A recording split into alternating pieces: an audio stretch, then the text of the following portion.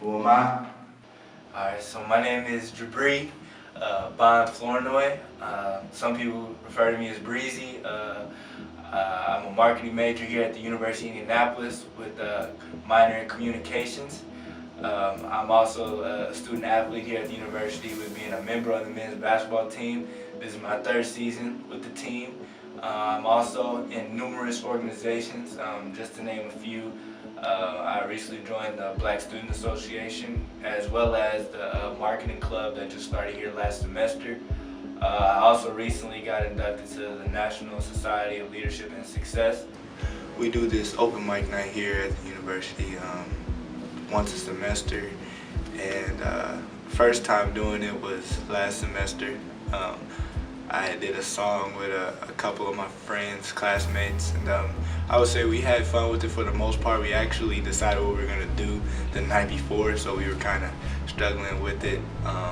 And I honestly had to remember a lot of words, but we did good for the most part. Unfortunately, we didn't win the competition, but it kind of influenced me to do something again for this semester. So I had thought about it for a while, and considering it being Black History Month, the month of February, I know that a lot of people do a lot of poetry, and I feel like as good of a speaker as I am, I decided to do my own little thing with trying to do spoken word. So the week before the competition, I just kind of like thought in my head, what's something I could think about doing that could maybe like influence students around here. And I kind of just thought of maybe like saying something that would question who they are as people. What do they strive for? What are their goals? What are their dreams? Everybody has dreams, no matter how big or how small, but I feel like as we get older, sometimes we let our big dreams go because they seem like they're impossible to reach, and I feel like you should never feel that way.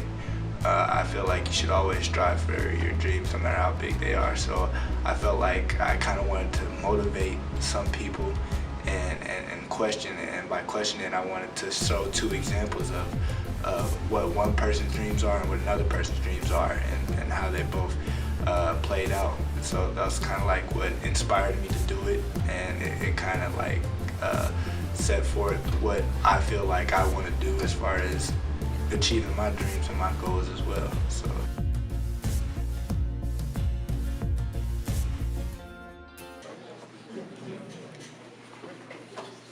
Who am I? I come from a place where violence is at a high rate. Family members deceased from cancer, to say the least. Homeless people almost every street. Gangsters causing problems on the east side. I have untold stories that I must say that I demise.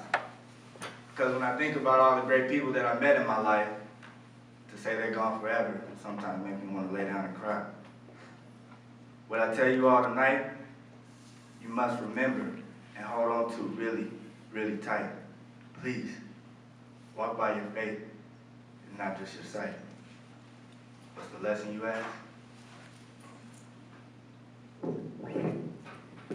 So we all have dreams, I assume. We have goals, we have expectations, we have standards among the highest mountains we can see but cannot merely reach. Accomplishments we want to achieve that can be so challenging and hard at times it causes us to stumble at our feet. Enough criticism along the way to make us feel that we are irrelevant or obsolete. Thoughts and temptations creeping through our minds to only make us more inferior and weak. Wait, did I even mention all the distractions we create, which in my opinion could be the reason we settle to be good and not great? What am I saying? In my eyes, I see two sides in relation to these big old dreams we have. And here's my theory. We have people in this world that either want to be pain-free or stand in the face of adversity. What's my reasoning? Let me explain. So you have two people that want their dreams to come true. Both are no fools, but have different mindsets to their unwritten rules. One person's dream is to be rich and famous with all the glory. Get endorsements, contracts. He wanted all the above so he could tell his story. Obsessed, conceited, arrogant. Those were all words that described who he was, but he didn't care. He only cared about the fact that he was getting nothing but power. Figured he had the keys to success, but wasn't willing to put in the extra hours. Claimed that he had somewhat of this so-called desire, and expressed that all of his haters are what we call fuel to the fire. He parties every weekend because in his mind he thinks, oh, I'm good, I'm straight. But then he gets up every day and says, I want to be great. Great? You want to be great when you don't even know what it takes? You want to be great when everything you do is just a little too late? Or you avoid the tough times because you're too busy being in love with your mate, going on countless dates, making sure your appearance is worth the wait? My friend, I really hope your goals and dreams are not becoming your fate.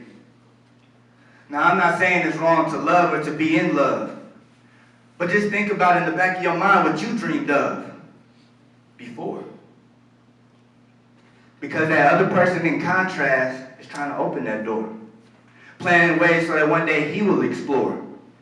Explore what it is like to grab success by the hand and say, I'm thankful no matter what, because I kept the faith. Doesn't care about getting the fame or fortune, because in his mind he thinks to remain humble is sometimes allowing your acts to be left unspoken. Promised he would never forget where he once was, for that is mainly the reason for the person he has become. Resilient, hungry, motivated. Those were all characteristics that describe who he was, and that's fact. Said he would break his back to catch his dreams. Like that. What's my point? My point is to chase your dreams, regardless of how big or how small. Never let one tell you that you can't achieve them all. So as you go through this journey of life, just remember to be grateful and battle through the fight. Because in reality, that other person that you don't know about is working day and night. So that one day he could wake up and say, Mom, I made it. All of our darkness has turned to light.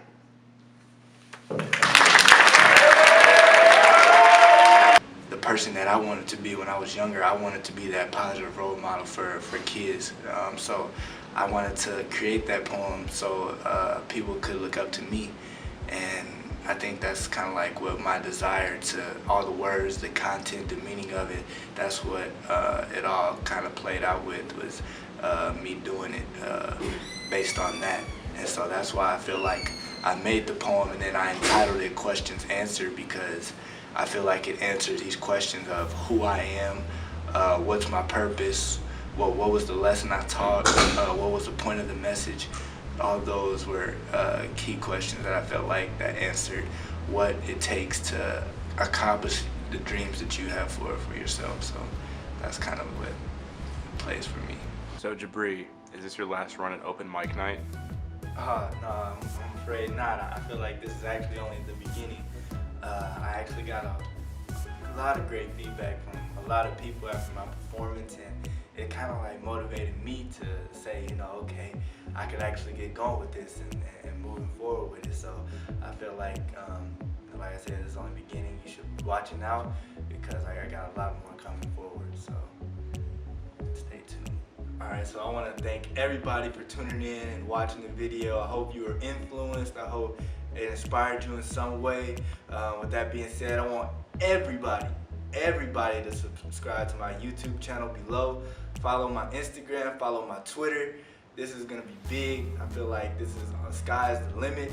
We're only going to move up from here. So I want you to stay tuned and watch for what's coming next. Breezy out.